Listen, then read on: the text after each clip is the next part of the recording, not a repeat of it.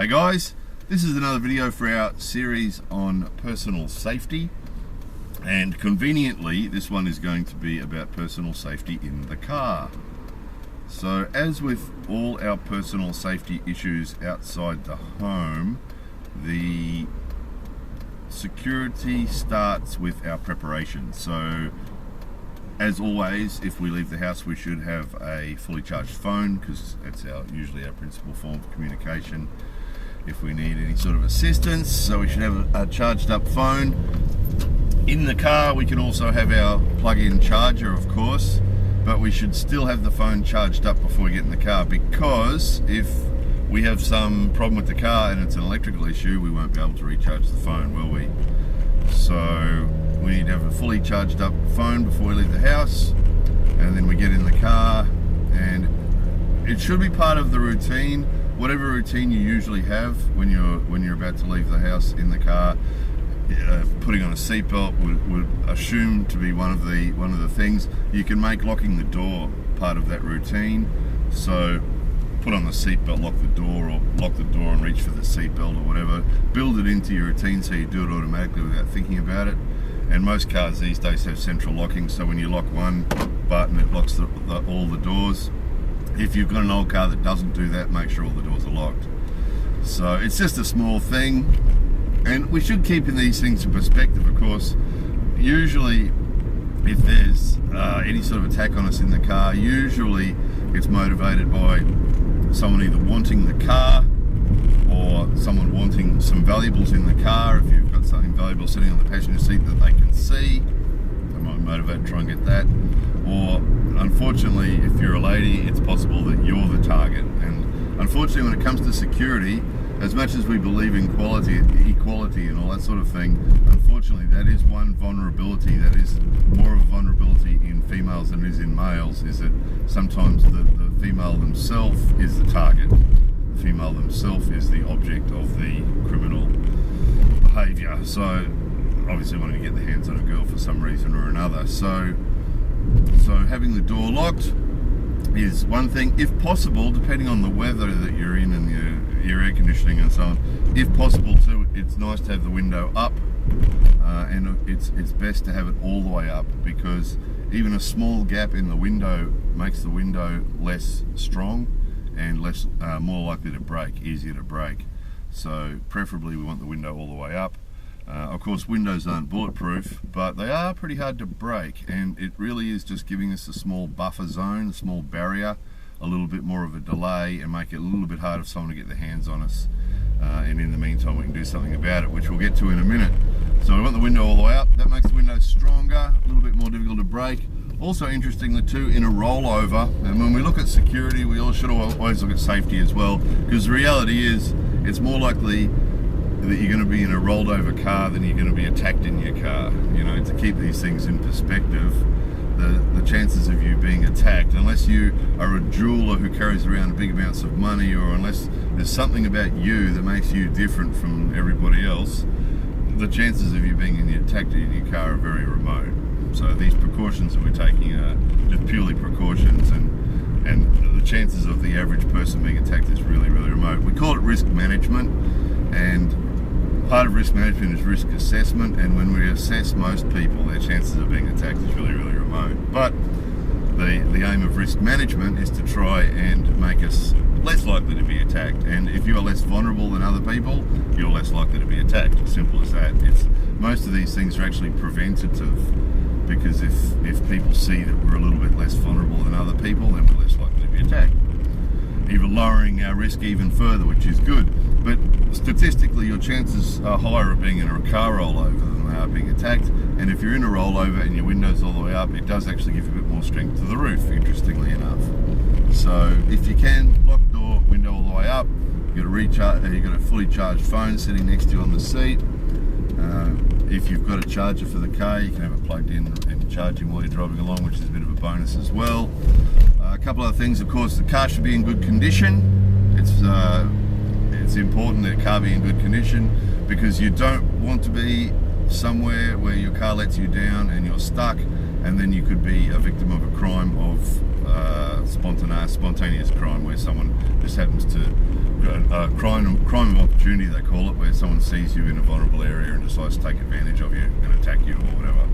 So it's good to have a reliable car, which means you want to make sure that you've got oil and water in your car, and that you've got a spare tyre that's in good condition, and you want to make sure that you've got gasoline, and that should be part of your pre-drive checks as well. When you first start the car, just have a quick look at the fuel gauge and make sure that you've got loads of fuel. You know, pilots always make sure that we've got enough fuel to get where we're going, plus another 30 minutes or so. And it's not a bad idea with the car as well, just in case there's some delay, you get delayed in traffic, or there's a road closed or something and you have to go a long way. You want to make sure you've got loads of fuel. I know some people who never let their fuel go below a quarter of a tank. Probably not a bad strategy. You've always got loads of fuel, but anyway, at least enough to get you where you're going, plus another 30 minutes or so is a good idea. It's lots of spare fuel, and then you're in good shape then. A couple of small things too that are worth having. One is some sort of torch. These days, when you can get very small torches or flashlights, whatever you call them, it's very small ones now with LEDs that are extremely small but extremely powerful. Very wise thing to have in your car as well, because at night, if you happen to be driving and you have a car problem, this could be really, really important, particularly as the car problem might be electric, and if it's an electric problem, you might not have power. So again, charged up phone and a torch that works, just to make sure, just so that a bit extra protection. You know, if you end up somewhere you've got to get out and change a tyre or something, there's a million reasons why having a torch in the car would be a handy thing. And just the other thing is, just on a day-to-day basis too, amazing how useful this is at night. Drop something out of the car and can't find it, and torch in the car. Simple thing, cost about $5, and it's a handy thing to have. So that's got you in good shape there. And then the next thing is your route. If you've got a choice of going through a built-up area, I mean, we like to go places like where we are now, don't we? Because it's always nice to be out in isolated areas where the traffic's not so heavy and we're out in the countryside, and that's all good too. But obviously you want to try and pick the safest route you can, and obviously places, the more people that are around, the better. That helps as well. So if possible, think about your route before you go. It's better if you can avoid being in really, really isolated areas, if, you know, for any reason you're a little bit more vulnerable than other people and whatever. So yeah, have a bit of a think about your route before you go. Make sure you know where you're going before you go. It's amazing how many people leave home in the car without really knowing where they're going. So these days we should have some sort of navvy, some sort of map, make sure we know where we're going if we're going to somewhere we haven't been before. The other thing is too, with the navvy, not a bad idea to keep a street directory in your car, or some sort of map or whatever, depending on where you're living, because we can't rely on the navvies all the time. They do fail, so it's good to have a backup plan there. So that's all good. Then it's good to be in some sort of automobile club too, if you can, because then if you do have a problem, you can sit in your car with the doors locked and the windows wound up and call the automobile club on your phone and get them to come get you. Backup plan to that too is taxis. Depending on where you are, sometimes a taxi response will be one of the fastest responses you can get if you need assistance, and that's not a bad thing either. Even if you're just feeling nervous, you can call a taxi, get a taxi to come to wherever you are, and you know, if you happen to be a lady or even just a guy that's feeling vulnerable, anybody that's feeling vulnerable in a vulnerable place, and you have a problem with your car and you have to wait for the automobile club, not a bad idea if you need to. If you're feeling nervous and you want a bit of reassurance or a bit of company, call a taxi and get them to come and sit there and just tell them the story. Look, just feeling a bit nervy here, and you know, would you mind just sitting there with your meter running for 30 minutes until the automobile club turns up? Might cost you $10 or $20, but if you're feeling nervous, you might think that's worthwhile. Just an idea, you don't have to do it. You know, all these things are just suggestions that, you know, the simple things like locking the door and winding the window up, you can decide for yourself. You know, you have to do your own risk assessment and decide what your risks and vulnerabilities are, and then these tips that I'm giving you are just sort of things that you can use if you need to. You know, the taxi one might seem really silly right now, but some night when your car breaks down in the middle of some place that you're feeling really nervous and you haven't got a better plan, it might not be such a silly idea. With that too, of course, you never leave the house. We mentioned this on a previous video. You never leave the house without cash, you know, and whatever that happens to be in your country, whatever you need to get a taxi to anywhere, you know, $20 or $30 or whatever, you should always have a minimum of cash on you that you never leave home without. And that way, you know, if you do have a problem with fuel, or you do need a taxi, or you do need something, cash is often a useful tool to getting some solutions happening. So you should have cash on you as well. And again, you know, paying a taxi driver, if you're somewhere isolated and feeling really nervous and not comfortable, paying a taxi driver to come sit next to your car, and if you want to, you're paying him, you can sit in the back seat of his car if you want to. Sit in the back seat of the taxi with the meter running, and wait for the automobile club or whoever you've called to help you, wait for them to turn up. Or alternately, get your valuables out of the car, get in the taxi and take the taxi home and leave the car there. Because I mean, what we're talking about here is personal safety. You know, the security of the car is a secondary issue, isn't it? So if you haven't got a solution to, your car's broken down and you haven't got a solution for getting it going, leave it there. Call a taxi, jump in the taxi, go home, take your valuables home, and deal with the car from the comfort of your own home. You know, find a solution from there, call a tow truck, whatever you need to do. You know, the main concern is our safety. Just a quick one while we're approaching this traffic light too. Something when you're driving the car is always wise, because we are vulnerable when we stop. While we're moving, we're pretty hard for people to get their hands on us while we're moving. So when we stop, we're vulnerable. So what we should always do is we should always make sure that we've got an escape route from wherever we're sitting. So easy here, we happen to be at the front, so we're right. If someone comes up and starts trying to get in my door, I can just take off because I'm sitting at the front. But if you're not at the front of the line of cars, then you need to leave a gap between you and the car in front, so that you've always got a route. You want to always be able to drive away, because one of the best things about being in a car defensively is the fact that we're moving and we're hard to get for someone to get their hands on us. It's when we stop that we become more vulnerable, and the longer we stop, the more vulnerable we are. Someone can come over and start pounding on the window until it breaks or whatever. So what we want to be able to do, if someone does approach the car and we don't like it, we can drive away. That's what we want. So we should always make sure we've got a route. So if we stop at the lights, or we stop at a stop sign, or we stop in traffic, heavy traffic, always make sure that you've left a gap so that you can go, so that you know where you can go. If for some reason everything gets ugly, you know, two people beside us might start suddenly having some sort of conflict, or, you know, car in front catches fire, car beside us catches fire. You want an escape route. So if we can just imagine for a moment now there's a car already parked at that light, we just hang back a bit, and then if our safety is compromised, all traffic laws are off, right? So if for some reason we feel our safety is compromised, the last of our worries is getting a ticket written by a policeman, right? In actual fact, that would be perfect, wouldn't it? So whatever we have to do, if we're sitting in a set of lights, there's a car parked in front of us, and someone's approaching our car and we don't like the look of it, take off. Whatever that needs. If you need to drive on the footpath, you can drive on the footpath. If you need to drive on the wrong side of the road, drive on the wrong side of the road. Whatever you need to do to get your car moving and get away from that situation is what you do.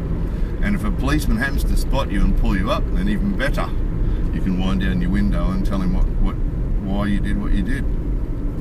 Well worthwhile, isn't it? So again, the other things that we've got that we can use in the car, if you get a situation like that where, you know, we've stopped here, there's a car in front of us, we've allowed enough space to get out, someone comes up and starts to try and open the door at the back there, use what you've got, turn your hazard lights on, turn your headlights on high beam, and start leaning on the horn and drive away. Attract as much attention as you can. With most of these strategies with attracting attention, it's the same as with at home with alarm systems or any sort of whistling or calling it, getting attention, screaming, yelling, carrying on. It is to attract attention, and you might well attract a good Samaritan or a couple of good Samaritans that will come running over. That's possible, and if you do, that's a bonus. But the real main reason for attracting attention like that is that it's working on the criminal's fear of being caught. So it usually with those things, it doesn't matter so much if anybody responds to the noise that you're making. It's really more that person, because usually crims don't want to get caught. and usually attracting lots of attention, making lots of noise, flashing lots of lights, doing lots of things that attract attention, make the bad guy nervous, because he knows that that's increasing the chances that he's going to get caught. If you're leaning on your car horn and your hazard lights are flashing and your headlights are on high beam and you're making lots of noise and drawing lots of attention, added to the fact that people will look and a good Samaritan might come, is the fact that that guy's going to suddenly feel really paranoid, because all of a sudden, you know, you are making a big racket. The thing he wants is to be able to do his little crime as quietly as possible and not get caught. That's what he wants.